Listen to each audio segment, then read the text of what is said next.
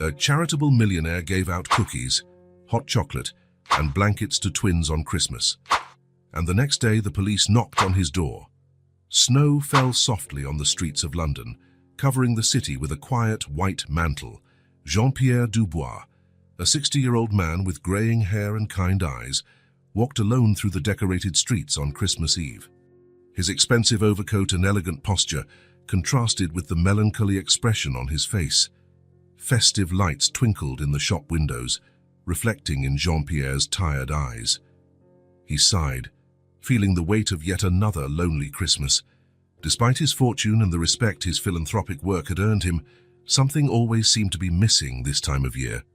Suddenly, a movement at the corner of his eye caught his attention. There, on a bench in Trafalgar Square, two small figures were huddled, visibly trembling. Jean-Pierre frowned, intrigued. Who would leave children alone on a night like this? Approaching cautiously, he saw two frightened pairs of eyes watching him. They were twins, a boy and a girl, no more than 6 years old. Their faces were dirty and their lips trembled from the cold. "Hello," Jean-Pierre said softly, crouching down to their level. "Are you lost?" The children curled up even more, not responding. Jean-Pierre's heart clenched. What could have happened to these little ones? "Don't be afraid," he continued, his voice gentle. "My name is Jean-Pierre. Can I help you?" The girl, with large blue eyes full of tears, finally spoke. "We're hungry," she whispered. Without hesitation, Jean-Pierre stood up. "Wait here. I'll be back in a moment." He ran to the nearest bakery, still open for last-minute Christmas preparations. Minutes later, he returned with a bag full of warm cookies, 2 steaming mugs of hot chocolate, and soft blankets. The children looked distrustfully at the items, but the irresistible aroma of the cookies made their stomachs growl audibly. "It's all right," Jean-Pierre assured them, offering the cookies. "How you can eat." With trembling hands, they took the cookies and began to devour them. Jean-Pierre watched, a mixture of compassion and concern growing in his chest. As they ate, he tried again. "What are your names?" Between bites, the boy answered. "I'm Lucas. She's Amélie." "Lucas and Amélie," Jean-Pierre repeated softly. "What are you doing here alone on Christmas Eve?" The children exchanged nervous glances, their eyes filling with tears again. Amélie hugged her brother, hiding her face. "It's all right," Jean-Pierre reassured them. "You don't have to tell me now, but I can't leave you out here in the cold. I have an apartment not far from here. What do you think about going there, where it's warm and safe?" Lucas looked at his sister, then back at Jean-Pierre. "Can we trust him?" he whispered to Amélie. Jean-Pierre felt his heart tighten. What must these children have gone through to be so distrustful? Amélie studied Jean-Pierre for a long moment, her blue eyes seeming to pierce his soul. Then, slowly, she nodded. "All right," Jean-Pierre smiled, relieved. "Let's go." He helped the children wrap themselves in the blankets and took their small hands in his.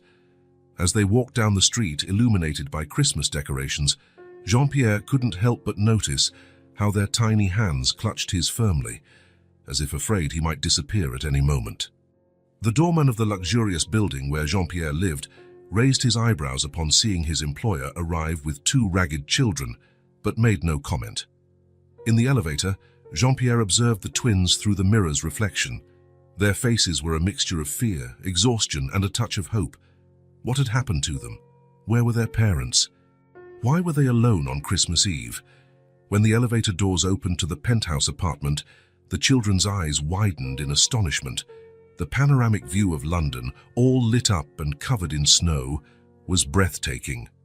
"Welcome," Jean-Pierre said, guiding them inside. "Let's warm up and rest. Tomorrow we'll sort all this out." While preparing a hot bath and separating some clean clothes that might fit the children, Jean-Pierre couldn't stop thinking. His lonely Christmas had turned into something completely unexpected. Who were these children? What was their story? One thing he knew for sure: his life had just changed forever. And as he heard Amélie and Lucas's muffled giggles coming from the bathroom, for the first time in many years, Jean-Pierre felt his heart fill with a warmth that had nothing to do with the lit fireplace. The mystery of those 2 small souls lost on Christmas night intrigued and worried him. But one thing was certain. He would do everything in his power to protect them and find out the truth behind their frightened looks. That night, while the snow continued to fall softly outside, Jean-Pierre fell asleep in his armchair, keeping watch over the twins' restless sleep. Little did he know that this was only the beginning of a journey that would test not only his compassion, but also his courage and determination. The Christmas morning sun filtered through the curtains of Jean-Pierre's luxurious apartment, casting a golden glow on the small bodies curled up on the sofa. Amélie and Lucas slept deeply, their faces finally at peace after a restless night's sleep. Jean-Pierre, who had barely slept, watched them from the kitchen as he prepared an elaborate breakfast. The aroma of freshly baked croissants and hot chocolate soon filled the air, prompting a slight stir in the children. "Good morning, little ones," Jean-Pierre called softly, approaching with a tray. "Merry Christmas." Amélie's eyes opened first, wide and confused for a moment, before they focused on Jean-Pierre. A small, hesitant smile appeared on her lips. "Are you hungry?" he asked, placing the tray on the coffee table. Lucas sat up abruptly, as if awakened from a nightmare. His wild look calmed when he saw the food, and he nodded vigorously.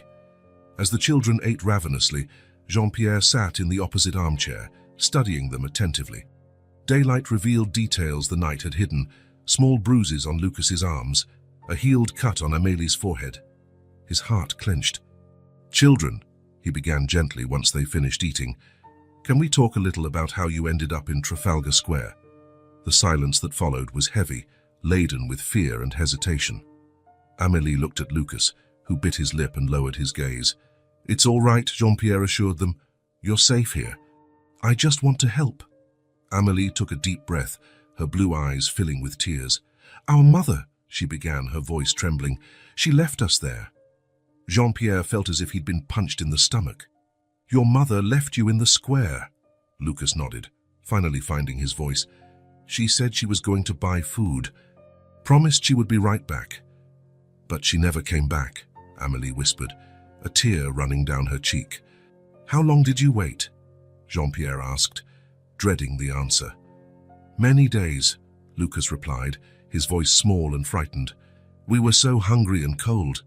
Jean-Pierre struggled to maintain his composure in the face of this horror. How could a mother abandon her children like that? "What is your mother's name?" he asked softly. "Céline," Amélie replied. "Mummy Céline." Jean-Pierre nodded, absorbing the information. "And your father?" The children exchanged confused looks. "We don't have a father," Lucas said simply. More questions revealed a fragmented and disturbing picture of the children's lives. They had lived in a small apartment with their mother, who often left them alone for hours, sometimes days.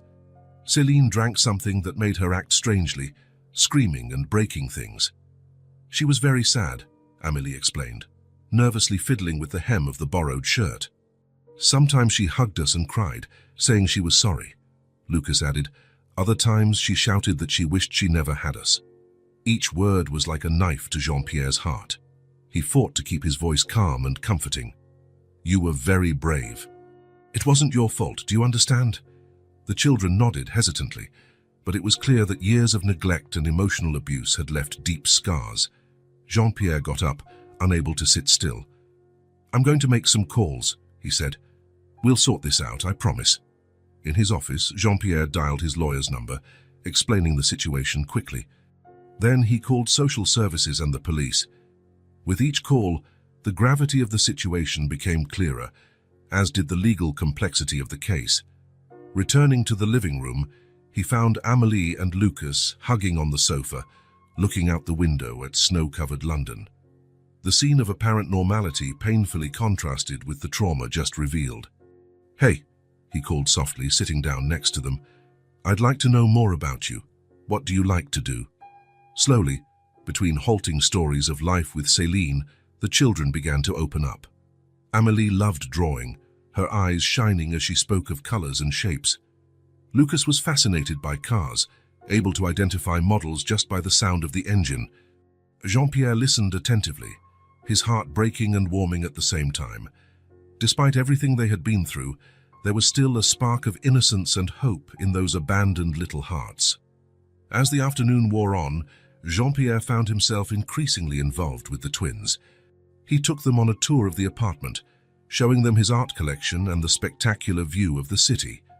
The children's hesitant laughter was like music to his ears. However, the reality of the situation hovered over them like a dark cloud. Jean-Pierre knew he couldn't just keep the children there, no matter how much he wanted to protect them. There would be legal issues to resolve and investigations to conduct. When night fell, Jean-Pierre tucked the children into the guest bed, reading them a story until they fell asleep.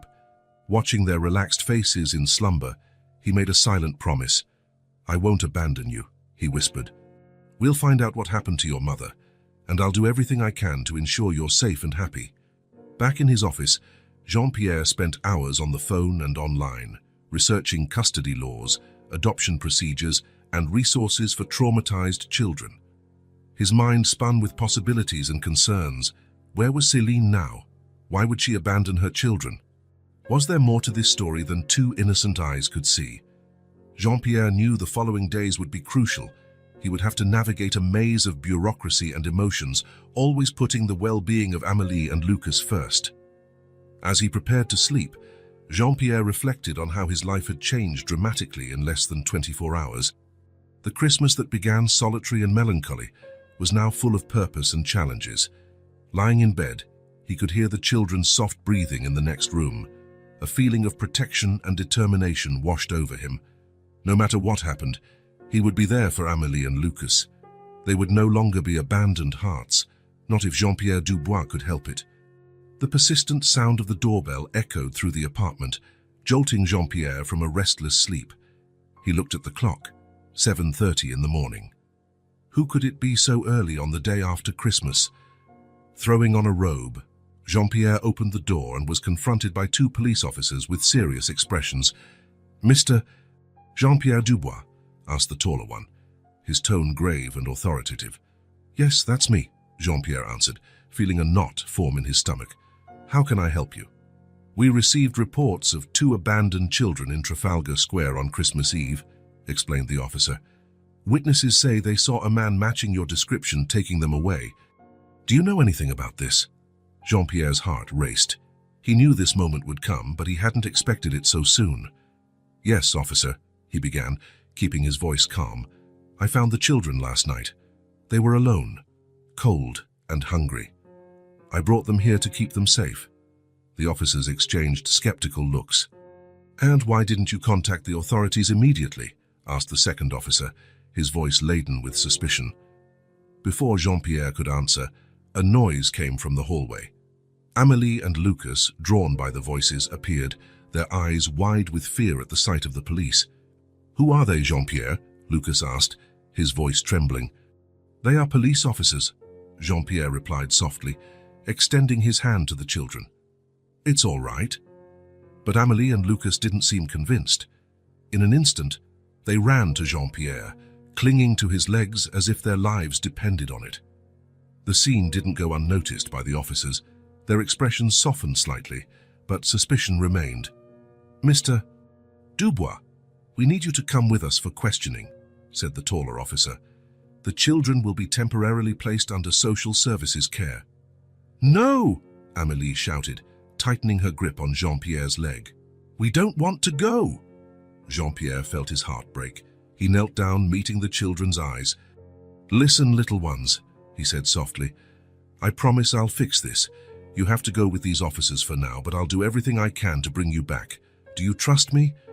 With tears in their eyes, Amélie and Lucas nodded reluctantly. The next few minutes were a blur of activity.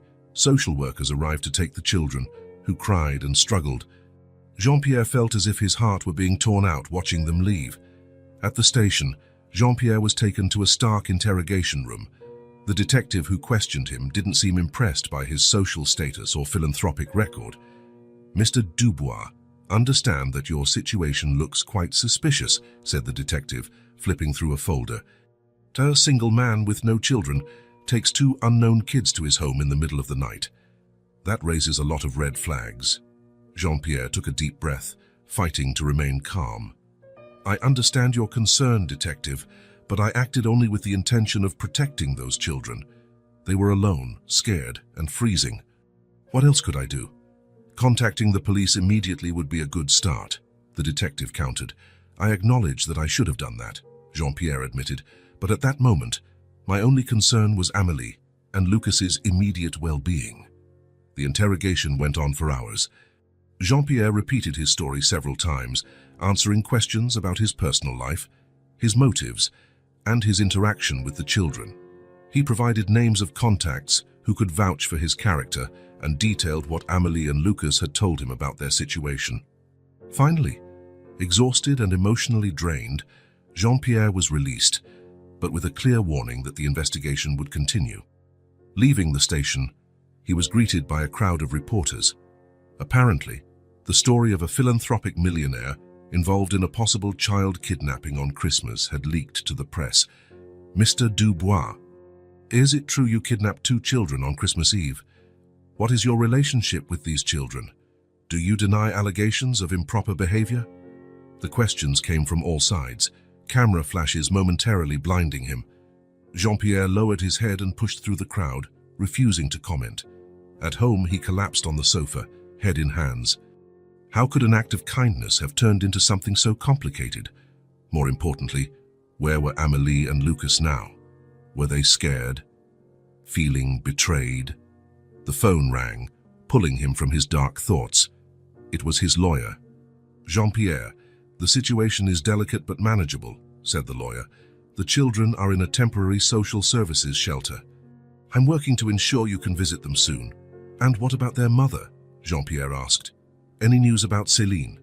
Not yet, the lawyer replied. The police are investigating, but so far, no trace of her. After hanging up, Jean-Pierre walked to the window, looking out at a city that now seemed strangely hostile. He thought of Amélie and Lucas, alone in a strange place, probably scared and confused. At that moment, Jean-Pierre made a decision. No matter the cost to his reputation or how difficult it would be, he would do everything in his power to protect those children and uncover the truth about what happened to their mother. Picking up the phone again, he made a call. Elise, it's Jean-Pierre Dubois. I need your help. I have a case that requires your investigative skills. As night fell over London, Jean-Pierre prepared for a battle he never imagined he'd fight. A battle not only against bureaucracy and skepticism, but against timing. To save 2 little hearts that in just 2 days had become incredibly precious to him. Dawn had brought complications, but also fierce determination. Jean-Pierre Dubois, the lonely millionaire, now had a purpose that went beyond any material wealth, and he would not rest until he saw justice done and those children safe again. Élise Rousseau's office was a stark contrast to Jean-Pierre's luxurious apartment. Dusty piles of files covered every available surface, and the aroma of strong coffee filled the air. The retired detective, a middle-aged woman with sharp eyes and graying hair, listened attentively as Jean-Pierre recounted the events of recent days. I understand your concern, Mr. Dubois, Élise said, leaning forward in her worn chair. But I must warn you, missing person cases are rarely simple, especially when children are involved. Jean-Pierre nodded gravely. I'm aware. That's why I need your experience. These children, they affected me in a way I can't explain. I need to find out what happened to their mother. Élise studied Jean-Pierre for a moment, her penetrating eyes seeming to gauge not only his words but his essence. Finally, she sighed and stood up. Very well. Let's get started. First, we need to establish a timeline and gather all possible information about this Céline. In the days that followed, Élise dove headfirst into the investigation. She combed through police records, spoke to local shopkeepers, and interviewed residents of the area where Amélie and Lucas were found. Jean-Pierre, for his part, used his influence to speed up the bureaucracy and obtain permission to visit the children at the temporary shelter. The first visit to the shelter was emotionally draining. Amélie and Lucas ran to Jean-Pierre as soon as they saw him, clinging to him as if afraid he might vanish at any moment. Did you come to get us? Lucas asked, his eyes full of hope. Jean-Pierre's heart clenched. Not yet, little one. I'm working on it. I promise. But I came to see how you are and talk a bit more about your mother. Can you tell me more about her? The children exchanged hesitant looks before Amélie spoke. Mummy was often very sad. She drank a liquid that made her act strangely. What kind of liquid? Jean-Pierre asked gently. It was brown and smelled strong, Lucas added. Sometimes it made her happy, but then she would get really angry or cry a lot. Jean-Pierre felt a knot in his stomach. Their description made it clear Céline struggled with alcoholism. This explained a lot, but also raised more questions. And in the last days before you ended up alone in the square, how was she acting? Amélie frowned, concentrating. She was different. She talked to herself a lot, said they were coming, that we needed to hide. This new information worried Jean-Pierre even more. Paranoia, hallucinations. The picture forming was increasingly disturbing. After the visit, Jean-Pierre met with Elise in a discreet cafe to share what he had discovered from the children. Alcoholism is definitely a factor, Elise murmured, making notes. But this paranoid behavior is concerning. It could indicate untreated mental health issues or... She hesitated. Or what? Jean-Pierre pressed. Or she could really have been in danger, Elise concluded. We can't rule out any possibility at this stage. The investigation continued, with Elise following every possible lead. She scoured hospital records, rehab clinics, and even homeless shelters. Jean-Pierre, in turn, used his contacts to obtain information about Céline through less conventional channels. It was during one of their regular meetings that Elise dropped a bombshell. There are no recent records of a mother reported missing with twin children, she said, her voice filled with frustration. It's as if Céline and the children didn't exist in the eyes of the system. Jean-Pierre felt a chill run down his spine. How is that possible? Elise shook her head. Several possibilities, none of them good.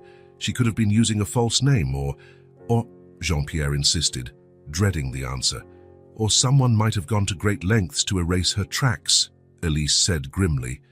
The implication hung heavily between them. What initially seemed like a case of abandonment was turning into something far more sinister. Jean-Pierre spent sleepless nights, his mind full of theories and worries. He thought of Amélie and Lucas, their frightened yet hopeful faces. He thought of Céline, a woman he had never met, but whose absence had created a mystery consuming his days. On one of those sleepless nights, an idea struck him. He picked up the phone and dialed Elise's number, not caring about the late hour. Madame Rousseau, sorry to wake you, but I had a thought. What if we start looking not for Céline specifically, but for similar cases of abandoned children? Maybe there's a pattern we're not seeing. There was a moment of silence on the other end before Elise answered, her voice now fully awake. Mr. Dubois, you might be onto something important. I'll start researching immediately. In the following days, Jean-Pierre divided his time between visits to the shelter, where Amélie and Lucas longed for his presence, and long strategy sessions with Elise. Each new discovery seemed to raise more questions than answers, but Jean-Pierre refused to give up. One afternoon, while reviewing police reports, Elise let out a gasp of surprise. Look at this, she said, pushing a file towards Jean-Pierre. Over the last 2 years, there have been 3 other cases of children found alone in squares or parks. In all cases, the mothers were single and had a history of problems with alcohol or drugs. Jean-Pierre's heart sped up. Do you think they're related? Elise nodded slowly. It's a possibility we can't ignore.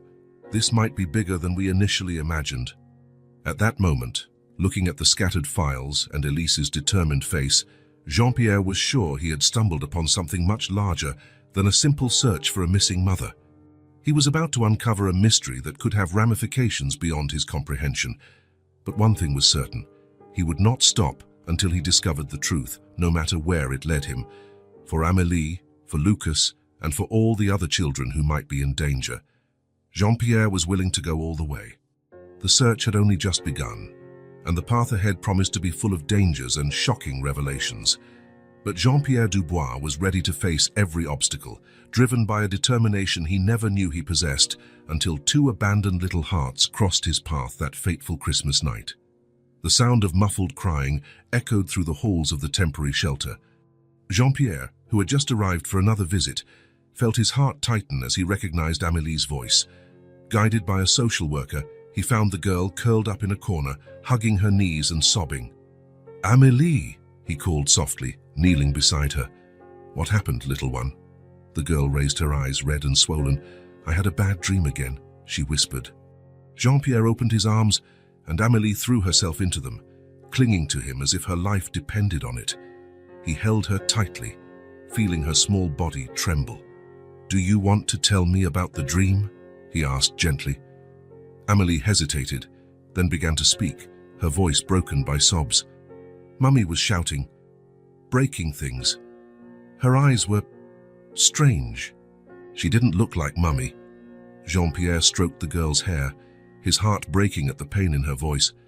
"It was just a dream, Amélie. You're safe now." But both knew it wasn't just a dream. It was a memory, a painful reality that haunted the child. Lucas, who had been watching from a distance, approached timidly, holding a piece of paper. "I made a drawing," he said, extending it to Jean-Pierre. The man took the paper, feeling a knot form in his throat as he saw the content. It was a crude drawing of a room with stick figures representing the children huddled in a corner. On the floor, several brown bottles lay scattered, and a larger figure, presumably Céline, stood in the center, lines coming from her mouth representing screams. It's our home," Lucas explained hesitantly. "Before we came here." Jean-Pierre swallowed hard, fighting to maintain composure. "You were very brave to show me this," he said, pulling Lucas into a hug alongside Amélie. "Thank you for trusting me." Later that day, Jean-Pierre met with Élise in her office, sharing what he had learned from the children. "Amélie's nightmares and Lucas's drawings paint a grim picture," Élise commented, examining the drawing. "Clearly, Céline's alcoholism had a profound impact on them." Jean-Pierre nodded gravely. "What else did you find out about her?" Élise took a thick folder from her desk. "I found records of several stints Céline had in rehab clinics over the years. The first was about 7 years ago, just before the children were born." She opened the folder, revealing a series of medical reports and admission forms. She made several attempts to stay sober, but always relapsed after a few months. Jean-Pierre frowned, flipping through the documents. "What about jobs, family?" Élise shook her head. "Céline seems to have been a solitary person, no record of close family. As for jobs, she had several over the years, but never stayed long. I found records of at least 5 different jobs in the last 3 years, all ending abruptly for unspecified reasons. Probably related to her alcoholism," Jean-Pierre murmured. "Most likely," Élise agreed. "But there's more, Jean-Pierre. I managed to speak with the social worker assigned to Amélie and Lucas's case. She expressed serious concerns about possible neglect in their history." Jean-Pierre felt a wave of anger and sadness. "What kind of neglect?" Élise sighed heavily. "Apparently, there were several anonymous reports over the years. Neighbors reporting screams, children left alone for long periods, that sort of thing. But every time social services investigated, Céline managed to pull herself together just enough to avoid the children being removed." Jean-Pierre stood up, unable to remain seated. He walked to the window, looking out at the city without really seeing it. "How could this happen? How did no one do anything?" "Unfortunately, it's more common than we'd like," Élise answered softly. "The system is overburdened, and often things only reach a critical point when it's too late." Jean-Pierre turned, determination shining in his eyes. "Well, it won't be too late this time. We'll find Céline and ensure Amélie and Lucas are safe." Élise nodded, a small smile forming on her lips. "You really care about these children, don't you?" "More than I ever imagined possible," Jean-Pierre admitted. They've changed something in me, Élise. I can't explain it, but I know I need to protect them." In the days that followed, Jean-Pierre and Élise worked tirelessly, piecing together a puzzle of Céline's life. Each new piece revealed more about her struggle with inner demons and how it affected Amélie and Lucas. During his visits to the shelter, Jean-Pierre noticed subtle changes in the children. Amélie, though still haunted by nightmares, began to open up more and even smiling occasionally. Lucas channeled his emotions into art, creating increasingly detailed drawings of his memories. One afternoon, while coloring together, Lucas looked at Jean-Pierre with serious eyes. "Will you take us home?" The question caught Jean-Pierre by surprise. Aisha, I'm doing everything I can to make sure you are safe and happy, he replied carefully. But what about Mummy? Amélie asked, her voice small and uncertain. Jean-Pierre felt his heart break. How could he explain the complexity of the situation to such young children? We're looking for her, he said finally. And in the meantime, I'm here for you both. Always. The children seemed to accept this, returning to their drawings, but Jean-Pierre couldn't help noticing the shadow of worry still lingering over them. That night, reflecting on the day, Jean-Pierre realized how deeply Céline's alcoholism had affected Amélie and Lucas. It wasn't just the traumatic memories or nightmares. It was the constant uncertainty, the fear of abandonment, the struggle to understand why their mother sometimes seemed like a stranger. He picked up the phone, dialing Elise's number. "We need to intensify our search," he said, as soon as she answered. "This isn't just about finding Céline now. It's about breaking this cycle of pain and uncertainty for Amélie and Lucas." "I agree," Elise replied, her voice full of determination. "I have some new leads we can follow tomorrow. We won't give up, Jean-Pierre. For these children, we'll go to the end." As he hung up, Jean-Pierre looked at a picture of Amélie and Lucas he kept on his desk. Their shy smiles, their eyes filled with hope despite everything they had been through. He made a silent promise to them and to himself. No matter how painful the memories or how difficult the road ahead, he would be there to help them heal, grow, and above all, feel loved and safe. The past might be a dark shadow, but the future, Jean-Pierre swore, would be bright for Amélie and Lucas. The afternoon sun cast long shadows over the rundown neighborhood as Jean-Pierre and Elise walked down the narrow street. The worn buildings and cracked sidewalks told a story of neglect and hardship. "It's here," Elise said, stopping in front of a decrepit apartment building that looked on the verge of collapse. "Apartment 3B, according to the children's descriptions and the records I found." Jean-Pierre felt a knot in his stomach as he looked at the peeling facade and dirty windows. It was hard to imagine Amélie and Lucas living in such a place. Carefully, they entered the building. The smell of mold and decay hit them immediately. Climbing the creaking stairs, they reached the third floor. The door to apartment 3B was ajar, swinging slightly in the breeze from a broken corridor window. "Ready?" Jean-Pierre asked, looking at Elise. She nodded, her face a mask of professional determination. "Let's go in." The apartment's interior was a scene of chaos frozen in time.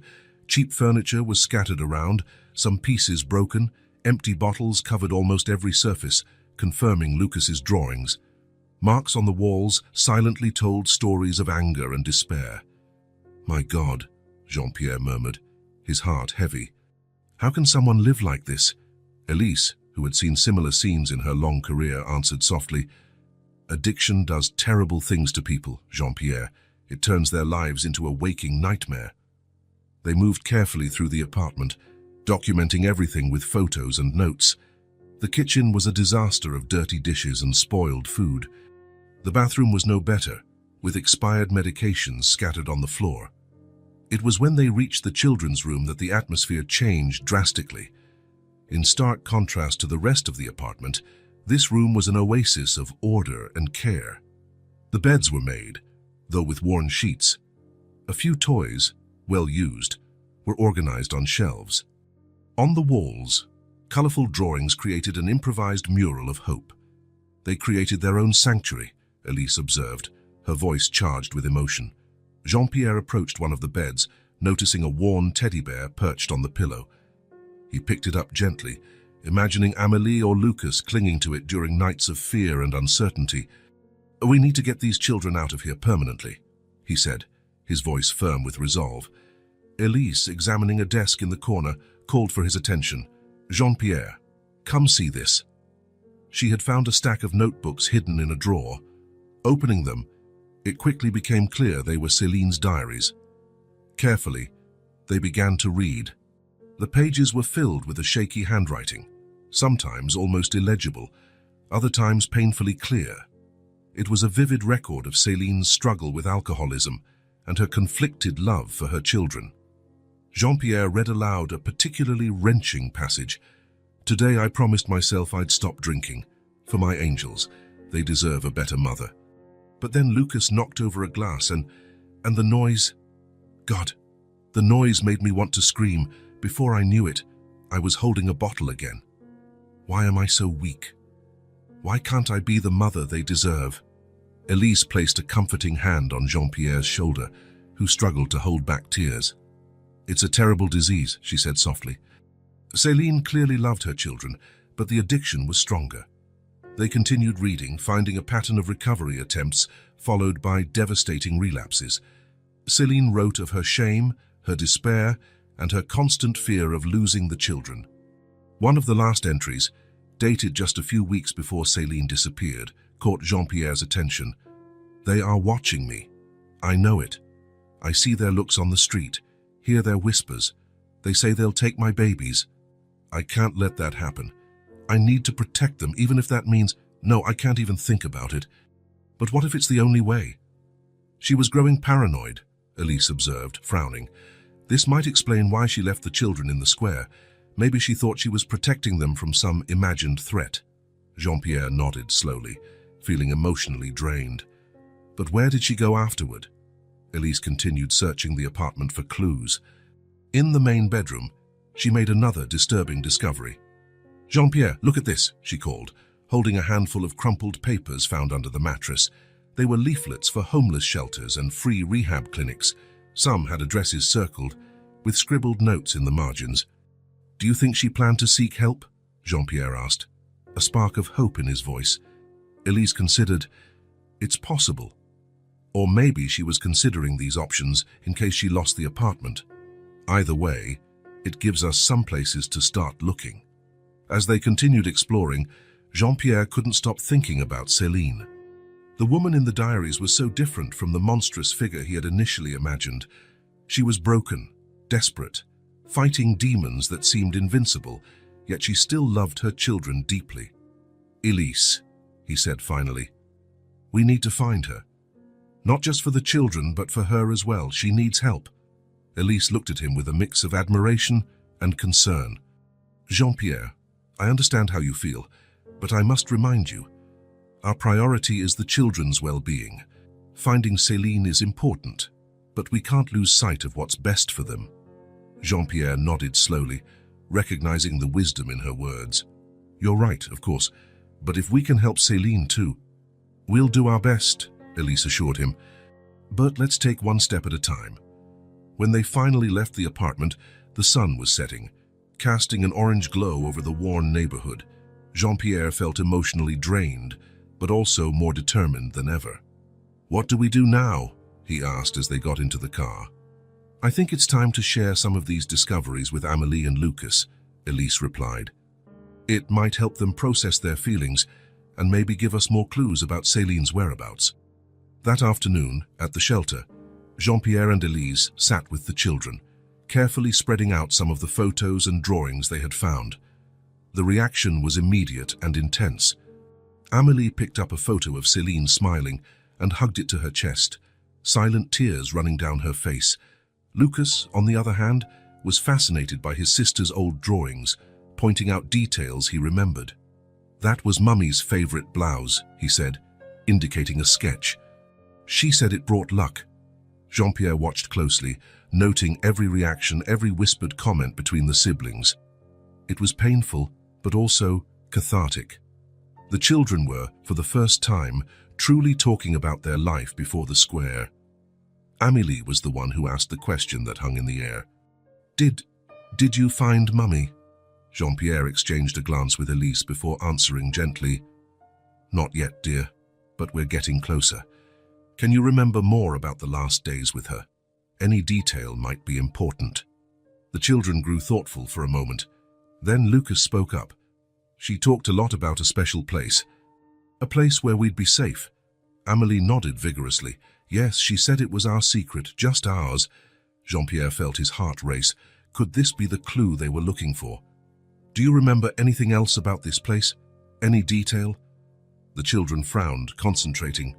There was water, Amélie said finally. Mummy talked about the sound of water.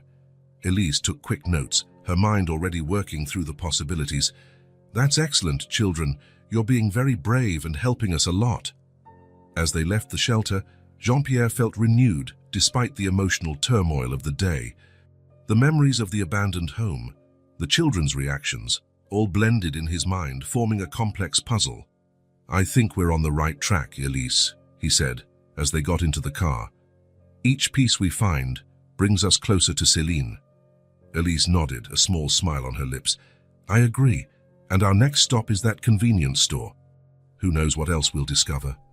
As they drove through the streets of London, Jean-Pierre couldn't help feeling a mixture of hope and apprehension. The House of Memories had revealed so much: love, pain, hope, and despair. And somewhere out there, Céline awaited discovery, carrying her own burden of memories and regrets. The search continued, driven by the desire to heal broken hearts and reunite a shattered family. And Jean-Pierre knew, deep in his heart, that he wouldn't rest until the last piece of the puzzle was in place. "Dear parents, I know it's been years since we last spoke. Shame keeps me from calling. How can I explain what I've become? You dreamed of so much for me, and I failed in every way. But I want you to know I'm trying. For Amélie and Lucas, I'm trying to be better. Maybe one day I'll have the courage to send this letter. Maybe one day I can look you in the eyes again without seeing disappointment." Jean-Pierre felt hot tears running down his cheeks. The pain and regret in Céline's words were palpable. Elise, noticing Jean-Pierre's emotional state, gently took the letters. "I'll catalogue these. Why don't you continue searching the children's room?" Grateful for the distraction, Jean-Pierre went into the room that Amélie and Lucas once called home. There, among the dusty toys and faded drawings on the walls, he found more evidence of Céline's complicated love for her children. A children's diary, hidden under one of the mattresses, revealed entries written in a child's awkward handwriting. "Mummy cried again today. She said sorry lots of times. I said it's okay, but it's not.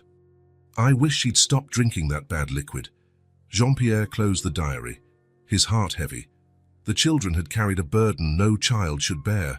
Meanwhile, in the kitchen, Elise made her own discoveries. "Jean-Pierre," she called, "I found something interesting." She held a stack of receipts, most from a nearby convenience store. Most are for alcohol purchases, but look at the dates. The latest one is just 3 days before the children were found in Trafalgar Square. Jean-Pierre examined the receipts, a spark of hope lighting up. "Do you think the store owner might have seen Céline recently?" Elise nodded. "It's possible. Definitely worth investigating." They continued their meticulous search of the apartment, each discovery adding a new layer to the complex story of Céline and her children. A sketchbook revealed Amélie's artistic talent, filled with pages of drawings, some happy, some anguished.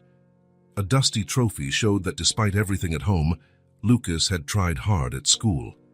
When they finally finished, the afternoon sun was high in the sky. Jean-Pierre felt emotionally exhausted, but strangely invigorated. Every object, every photo, every unsent letter painted a more complete picture of Céline and the children. "What do we do now?" he asked Elise as they closed the apartment door. "I think it's time to share some of these findings with Amélie and Lucas," Elise replied. "It might help them process their feelings and maybe give us more clues about Céline's whereabouts." That afternoon, at the shelter, Jean-Pierre and Elise sat down with the children, carefully showing them some photos and drawings they had found. The reaction was immediate and intense. Amélie clutched a photo of Céline smiling, silent tears streaming down her face. Lucas grew fascinated by his sister's old drawings, pointing out details he remembered. "That was Mum's favorite blouse," he said, indicating a sketch. "She said it brought luck." Jean-Pierre watched attentively, noting every reaction, every whispered comment between the siblings. It was painful, but also a release. The children were finally talking about their life before. It was Amélie who asked the question hanging in the air. "Have you found Mummy?" Jean-Pierre glanced at Elise before answering softly, "Not yet, sweetheart, but we're getting closer. Can you remember anything else about the last days with her? Any detail might be important." The children grew thoughtful. Then Lucas spoke. "She talked a lot about a special place, a place where we'd be safe." Amélie nodded eagerly. "Yes, she said it was our secret, just ours." Jean-Pierre's heart raced. Could this be the clue they needed? Do you remember anything else about that place? Any small detail? The children frowned, concentrating. There was water, Amélie said at last. Mummy talked about the sound of water. Elise made quick notes, her mind already working through possibilities. Excellent. Children, you're being very brave and helping us a lot. Leaving the shelter, Jean-Pierre felt a sense of renewal despite the day's emotional turmoil. The memories of the abandoned home, the children's reactions, all these pieces formed a complex puzzle. I think we're on the right track, Elise, he said as they got in the car.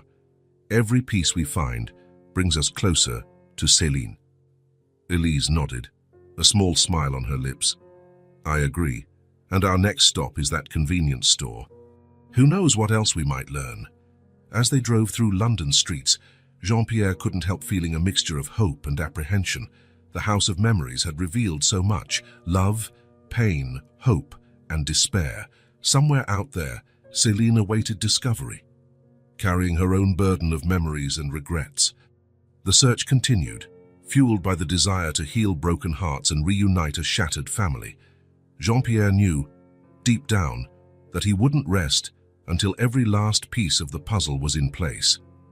Night fell over London, transforming the city of lights into a labyrinth of shadows and secrets. Jean-Pierre and Elise walked through the narrow streets of one of the city's rougher districts, their eyes alert to every face, every movement in the darkness. This is the third bar tonight, Jean-Pierre murmured, his voice tired yet determined. How much longer will we keep going? Elise, her experienced eyes scanning the street, answered without looking away, until we find something or run out of places to search. They entered another rundown bar, the air heavy with smoke and despair. Jean-Pierre showed Céline's photo to the bartender, who only shook his head. Another dead end. Meanwhile, at the shelter on the other side of town, Amélie and Lucas sat together, surrounded by paper and crayons. The social worker, Marie, watched with interest as the children drew furiously. "What are you drawing?" she asked gently. Amélie held up her drawing, a female figure surrounded by a golden glow. "It's Mummy," she explained. "She's glowing because she's going to be okay and come back to us." Lucas, for his part, showed a darker drawing, a woman alone in a dark street. "I think she's lost," he said quietly, "but Jean-Pierre will find her, won't he?" Marie felt her heart tighten. "He's doing the best he can," she assured, hugging the children. Back on the streets, Jean-Pierre and Elise arrived at a hostel known for housing people without shelter. The place was crowded, the air thick with the smell of unwashed bodies and cheap disinfectant. While Jean-Pierre showed Céline's photo to the staff, Elise noticed an elderly woman in the corner, watching them with interest. "Madam," Elise approached cautiously, "by any chance do you recognize this woman?" She showed Céline's photo. The old woman frowned, her eyes lighting up with recognition. "Oh yes," she said in a raspy voice. "The sad lady. She was here a few weeks ago." Jean-Pierre quickly joined them, his heart racing. "Are you sure? What else can you tell us about her?" The woman nodded slowly. "She talked a lot about her children, twins," she said, "showed photos to anyone who would look." She paused, her eyes distant. "She cried a lot at night, said she wanted to stay sober, be a good mother. But the demon in the bottle, he's strong, you know." Jean-Pierre felt a knot forming in his throat. "Do you know where she went?" The old woman shook her head. "She left one night, said she had something important to do. Never saw her again, but—" She hesitated. "But what?" Elise pressed gently. "She mentioned something about a special place. A place where the water sings, that's what she said. Didn't make much sense to me at the time." Jean-Pierre and Elise exchanged meaningful glances, remembering what Amélie and Lucas had said about the special place with water. Thanking the woman, they left the hostel, their minds spinning with the new information. "This is the first solid lead we've had in days," Elise commented, her tone mixing relief and worry. Jean-Pierre nodded, feeling torn between hope and fear. "Yes, but what will we find? In what state will she be?" Elise placed a reassuring hand on his shoulder. "We can't think about that now. We have to focus on finding her first." Deciding to widen the search, Elise made some calls to old contacts at the police. Soon, Extra patrols were assigned to areas known for sheltering people in need, all on the lookout for a woman matching Céline's description. As the night wore on, Jean-Pierre and Elise continued their tireless search. Every dark alley, every dim corner could hide Céline. The city seemed larger and more threatening than ever. During a brief pause, sitting in a 24-hour cafe, Jean-Pierre expressed his concerns. What if we find her and she doesn't want help? What if she's not in any condition to care for the children? Elise studied him for a moment before replying, Jean-Pierre, we must be prepared for every possibility. Our priority should be Amélie and Lucas's well-being. But we also can't give up on Céline. She deserves a chance at redemption if she's willing to take it. Elise's words weighed on Jean-Pierre.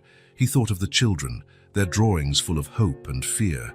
He thought of Céline, lost in the streets, bearing the weight of her mistakes and regrets.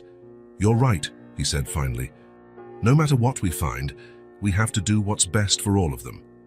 With renewed determination, they returned to the streets. The early hours found them scouring London's darkest corners, showing Céline's photo to anyone who might have seen her. It was almost dawn when they received a promising call.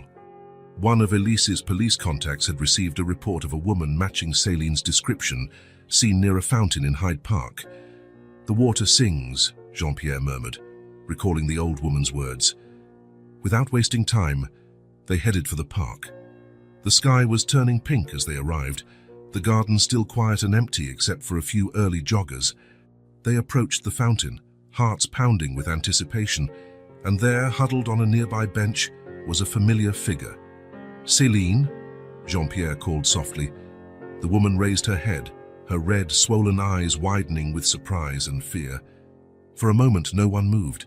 Then, with a strangled sob, Céline tried to get up to flee. Jean-Pierre took a step forward, hands raised in a peaceful gesture. It's all right, Céline. We don't want to hurt you. We came to help. Amélie and Lucas. They miss you. Hearing her children's names, Céline collapsed back onto the bench, tears streaming down her face. My babies, she whispered. Are they okay? Do they hate me? Elise approached carefully. They are safe, Céline, and they love you. They're waiting for you. Céline looked at them, her eyes a mix of hope and fear. I want to see them, but not like this. I'm not worthy of them. Not like this. Jean-Pierre knelt before her, his voice gentle but firm. Then let's help you get better. Together. You're not alone in this, Céline. For a long moment, Céline just stared at them, as if deciding whether she could trust them or herself. Finally, with a small nod, she extended a trembling hand. Jean-Pierre helped her up, shocked at how light she was. As they gently guided her out of the park, he exchanged a look with Elise.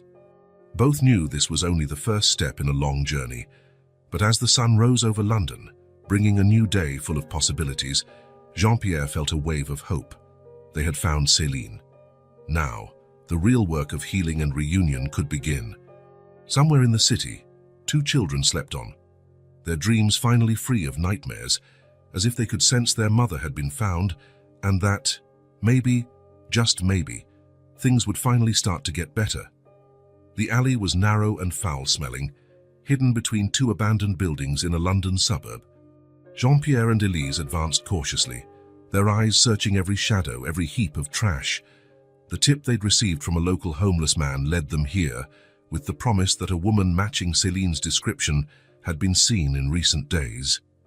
There, Elise whispered, pointing to a figure slumped against the wall at the alley's end. Jean-Pierre's heart leapt into his throat as they approached. It was Céline, undoubtedly, but she was almost unrecognizable. Her once shiny hair was tangled and dirty. Her clothes were torn and stained, and she shivered uncontrollably despite the day's warmth. Céline? Jean-Pierre called softly, kneeling a short distance away. Céline's eyes snapped open, wide and fearful. She tried to scoot away, pressing herself harder against the wall. It's all right, Jean-Pierre continued, keeping his voice calm and gentle. We won't hurt you. We're here to help. Amélie and Lucas are worried about you. At the mention of her children's names, Céline froze. Tears began to stream down her dirty face. My babies, she murmured, her voice hoarse and broken. I abandoned them. I'm a monster. Elise approached slowly, crouching beside Jean-Pierre. "You're not a monster, Céline. You're sick and you need help. Let us help you." For long moments, Céline simply stared at them, her body still trembling. Then, slowly, almost imperceptibly, she nodded. Jean-Pierre exhaled in relief. "Let's get you out of here, okay? We'll take you somewhere safe where you can get care." Carefully, they helped Céline stand. She could barely support herself, weakened by malnutrition and dehydration. Jean-Pierre picked her up in his arms, shocked by how light she was.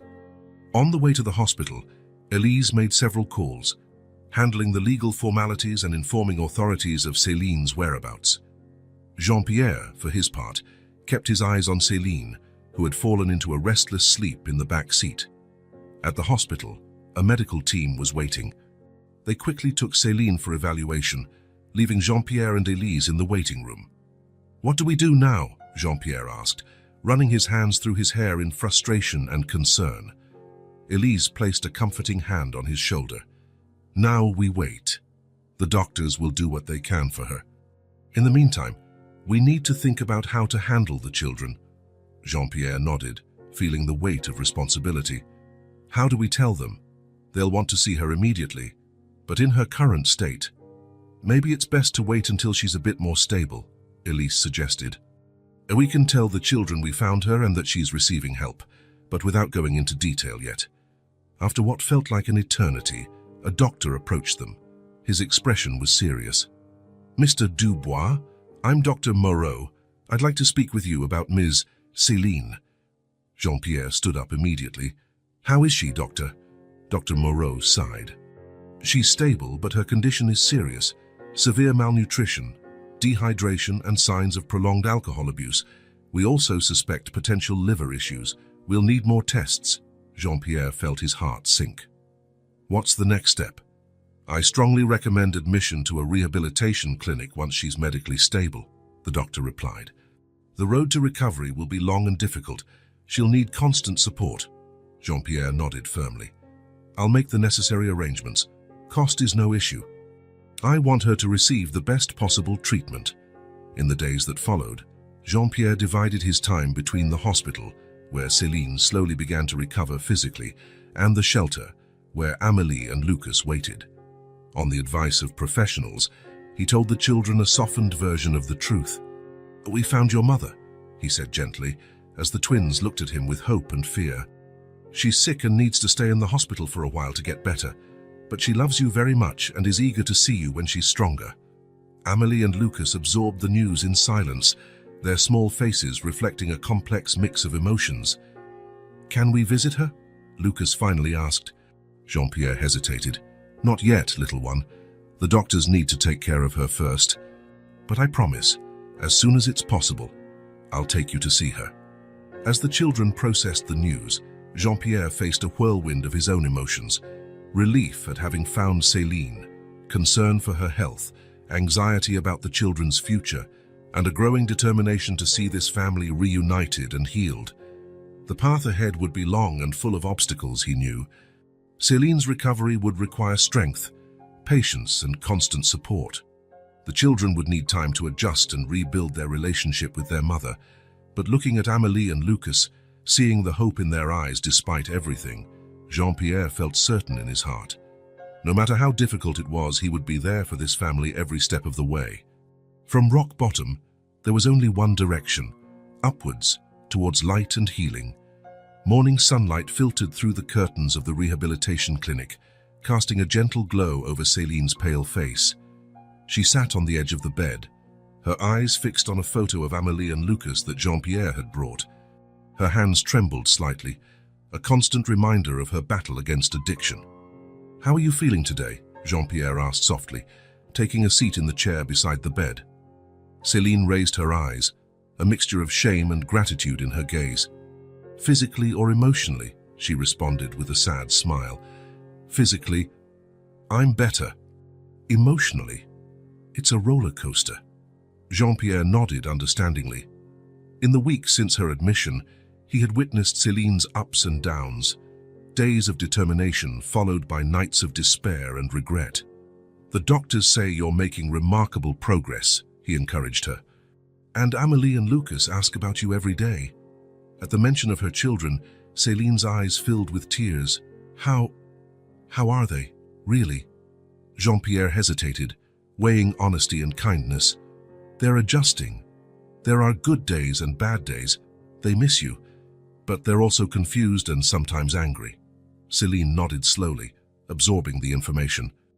I hurt them so much, she whispered. How can I ever fix that? One day at a time, Jean-Pierre replied gently. That's why you're here, remember, to get better, for them and for yourself.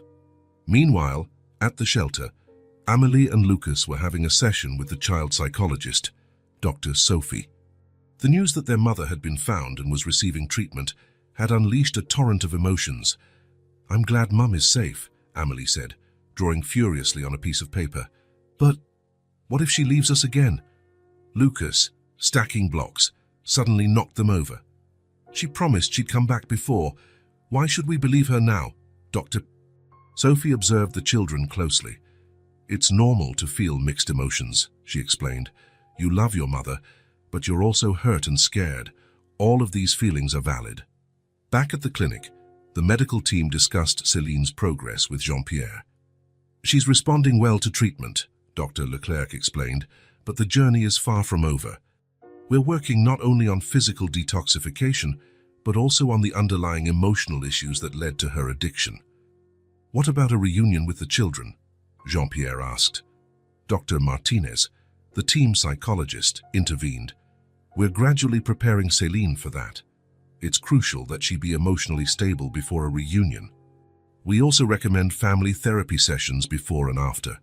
Jean-Pierre absorbed all the information, feeling the weight of the responsibility he had taken on.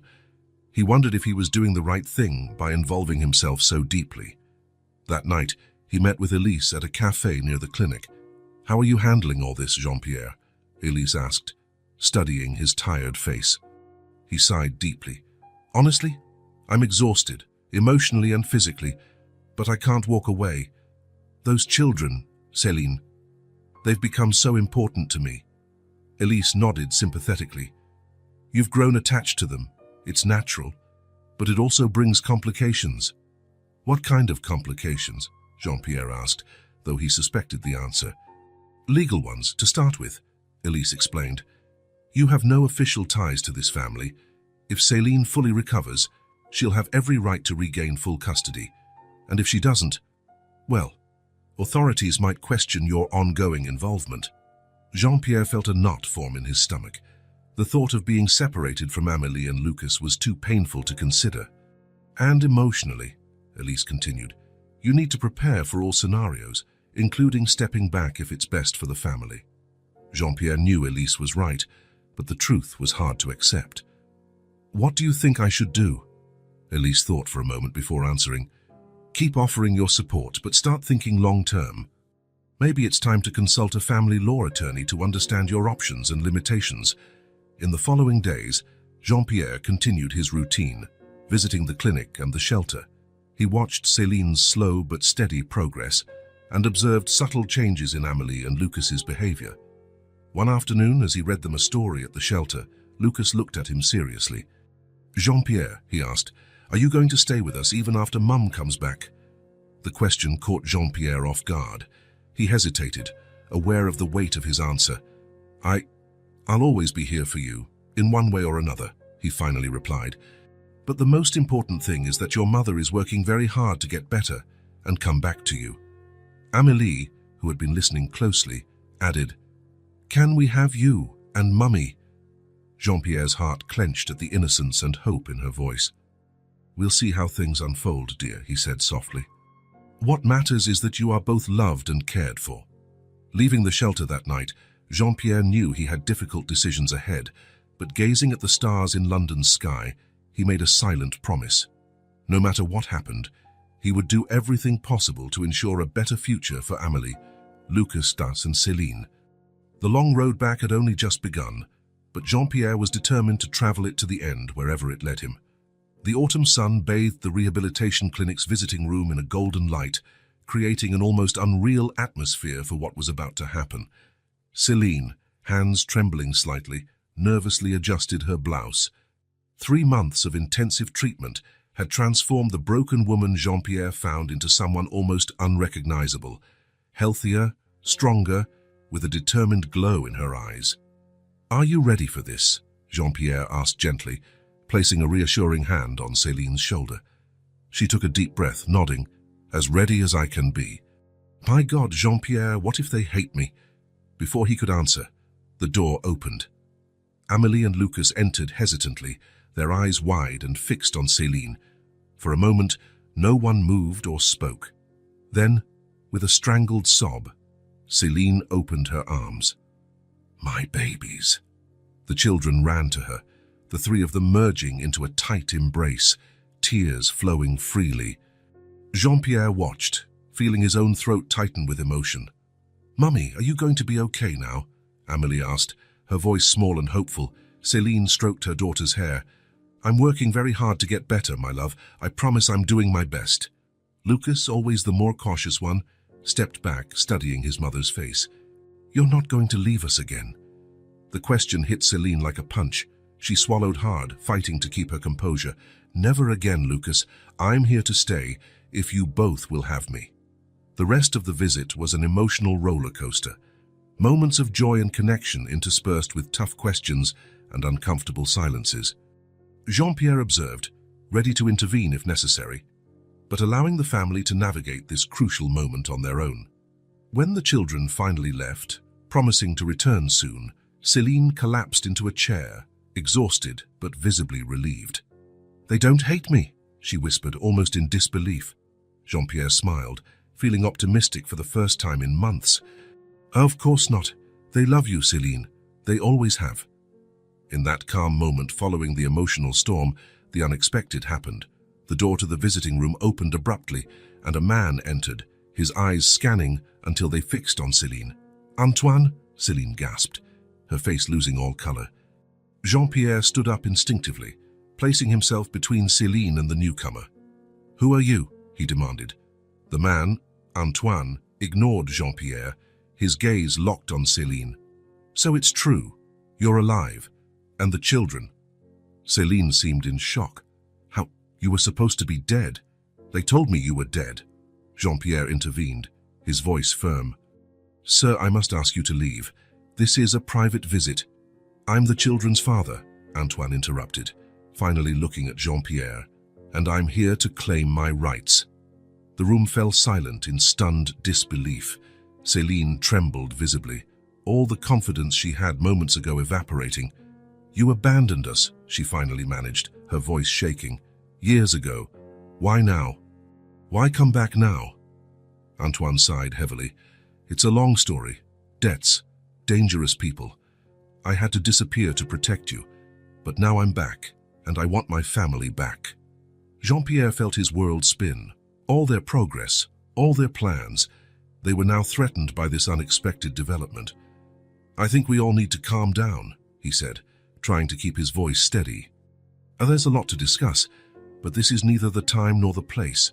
At that moment, Elise entered the room, alerted by the clinic's security staff. She quickly assessed the tense situation.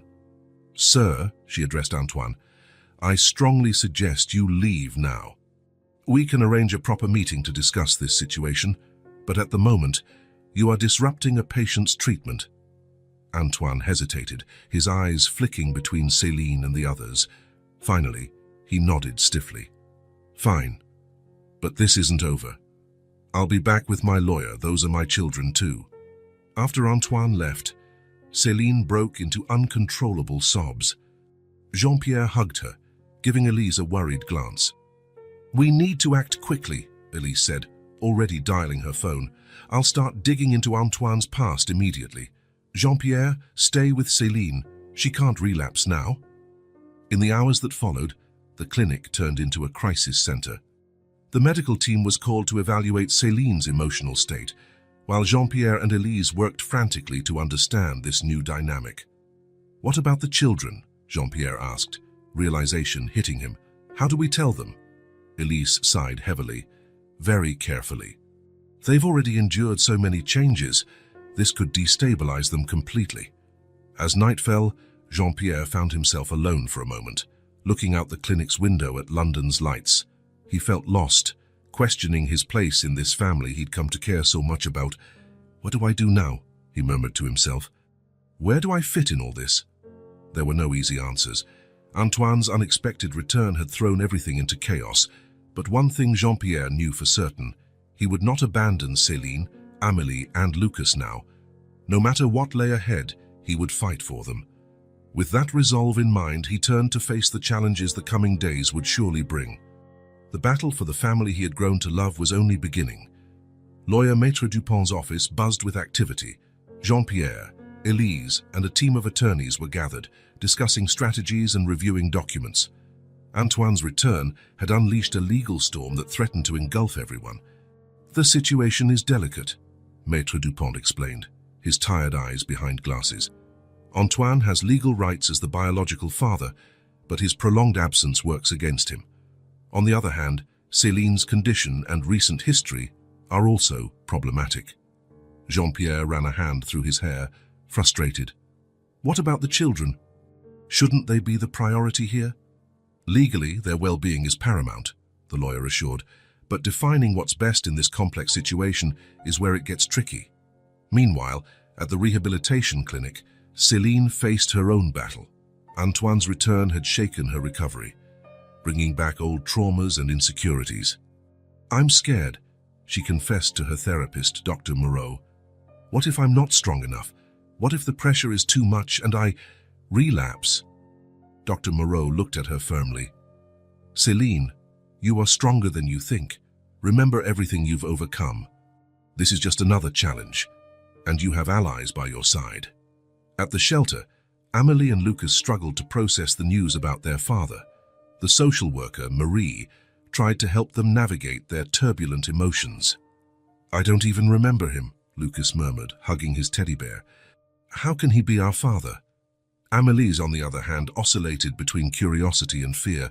"What if he's bad? What if he tries to take us away from Mum or from Jean-Pierre?" Marie hugged them gently. "No one will take you away. All the adults involved want what's best for you. I promise your opinion will be heard." As days passed, more details about Antoine's past came to light. Elise, using her detective experience, uncovered a web of debts, failed businesses, and shady connections. "He wasn't lying about running from dangerous people," Elise reported to Jean-Pierre, "but there's more to the story.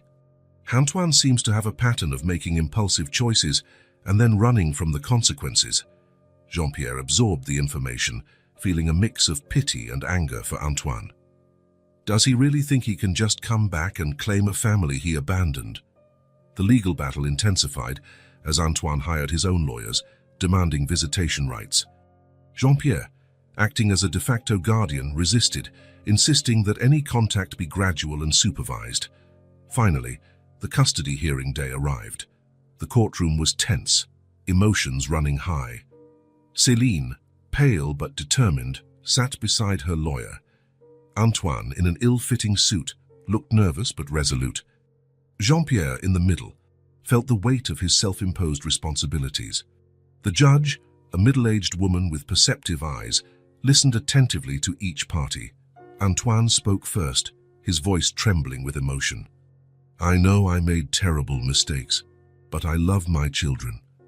I always have. Everything I did was to protect them. Now I want the chance to be the father they deserve." Céline, when it was her turn, fought to remain composed. "I'm not perfect. I battled my own demons, but I'm recovering. For Amélie and Lucas, they are my life, my reason to go on. Please, don't take them from me." Jean-Pierre spoke last. He described how he met the children, their condition when he found them, and the journey they had all taken since then. "I'm not their biological father," he concluded, "but I love them as if they were my own. All I ask is that today's decision prioritizes the emotional and physical well-being of Amélie and Lucas above all else." The most tense moment came when the children were called for a private interview with the judge. Amélie and Lucas entered, holding hands, their little faces a mixture of fear and determination. When they emerged nearly an hour later, the judge seemed emotionally affected. She called a recess to consider everything she had heard. The verdict, when finally delivered, tried to balance the interests of all parties. Considering the exceptional circumstances of this case, the judge announced, I determine the following. Mrs. Céline will retain primary custody of the children, conditional upon continuing her treatment and maintaining sobriety. Mr. Antoine will have supervised visitation rights, gradually increasing as he demonstrates stability and commitment. Mr.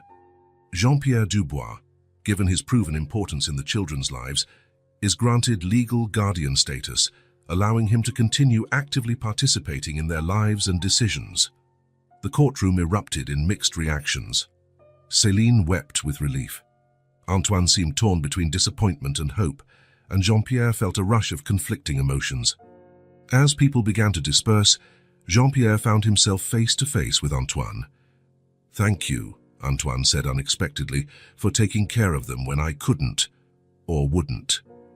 Jean-Pierre, surprised, only nodded. They're incredible kids. They deserve all the love and stability we can give. Leaving the courthouse, Jean-Pierre found Amélie and Lucas waiting anxiously with Marie. Seeing him, the children ran into his arms. Is everything okay now? Amélie asked, her eyes large and hopeful.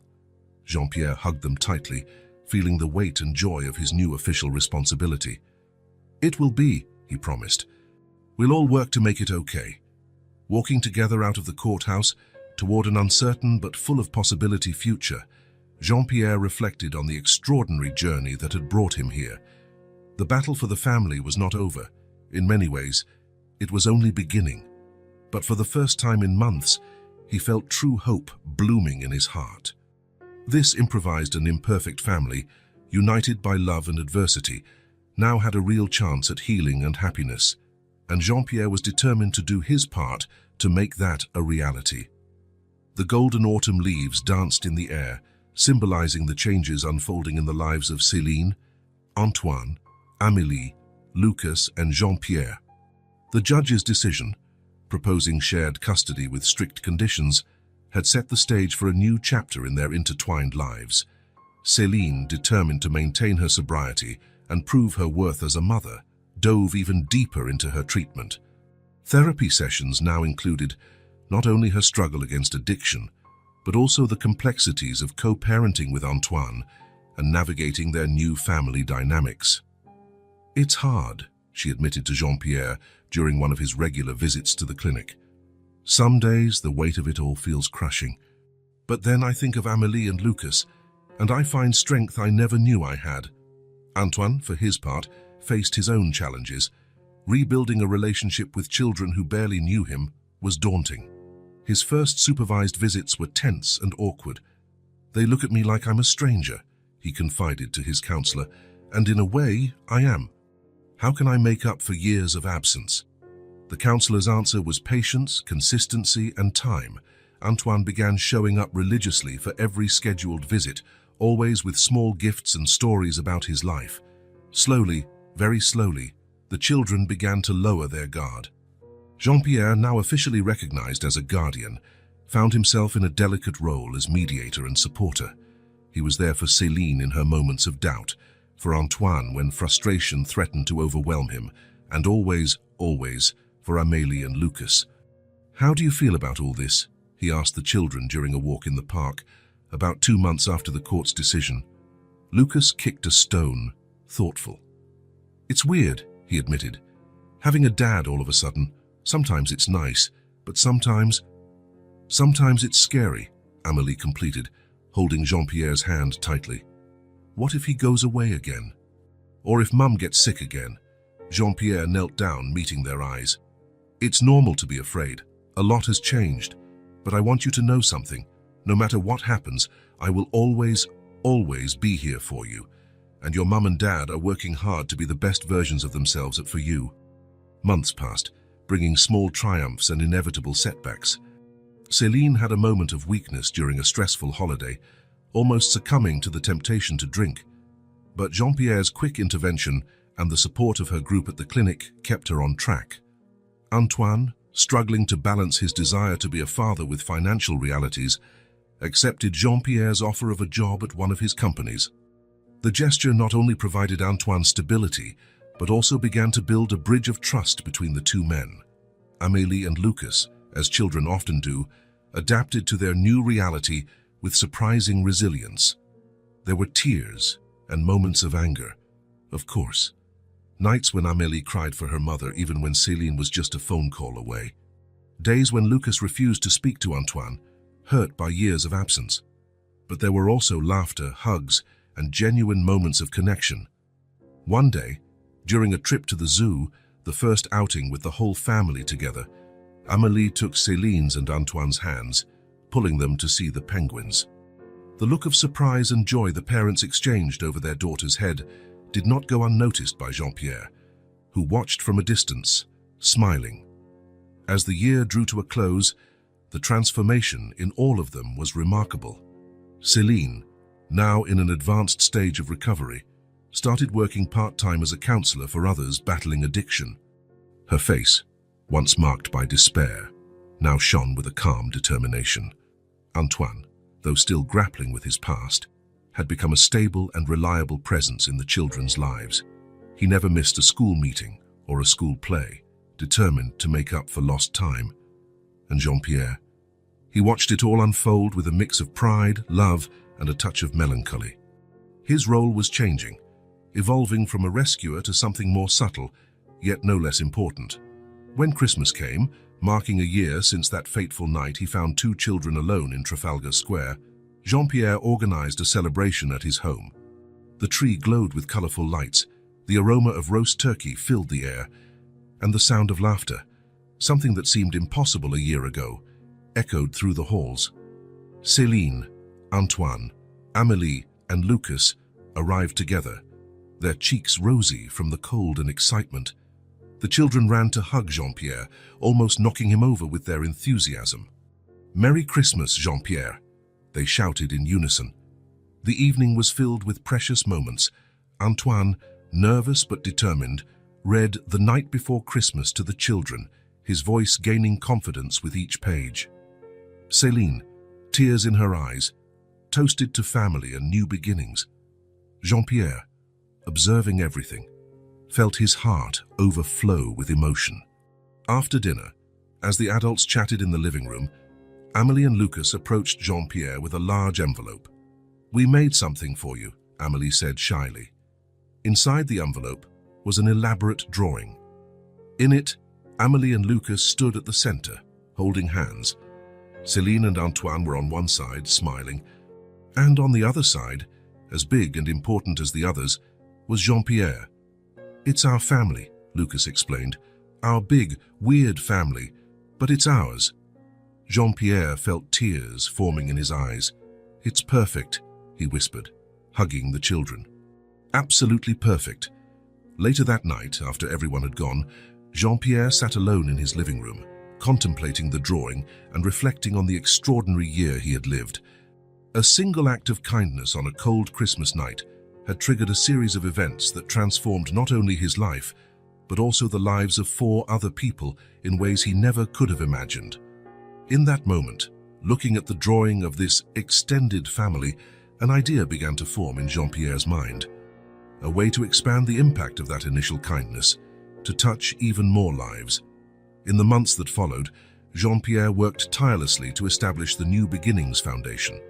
The organization would support families in crisis, offering resources, counseling, and above all, hope for those struggling to stay together in the face of adversity. The foundation's opening, held the following spring, was an emotional event. Céline, now completely sober and radiant, gave a moving speech about her journey. Antoine, standing at her side, nodded in support, his face a mix of pride and humility. Amélie and Lucas cut the inaugural ribbon, their bright smiles capturing the essence of what the foundation represented: hope and second chances. Jean-Pierre, watching the scene, felt a deep sense of fulfillment. The path had not been easy, and he knew more challenges lay ahead. But looking at Céline, Antoine, Amélie, and Lucas, his improbable and wonderful family, he knew it had all been worth it. As the celebration continued around him, Jean-Pierre made a silent promise. He would continue to nurture and protect the family fate had given him, and through the New Beginnings Foundation, extend that opportunity for healing and redemption to others who needed it. The new beginning he had given one family now became a legacy of hope for many. And to Jean-Pierre, that was the true miracle of that Christmas night a year ago. The power of a single act of kindness to create waves of change that would reach far beyond anything he ever imagined.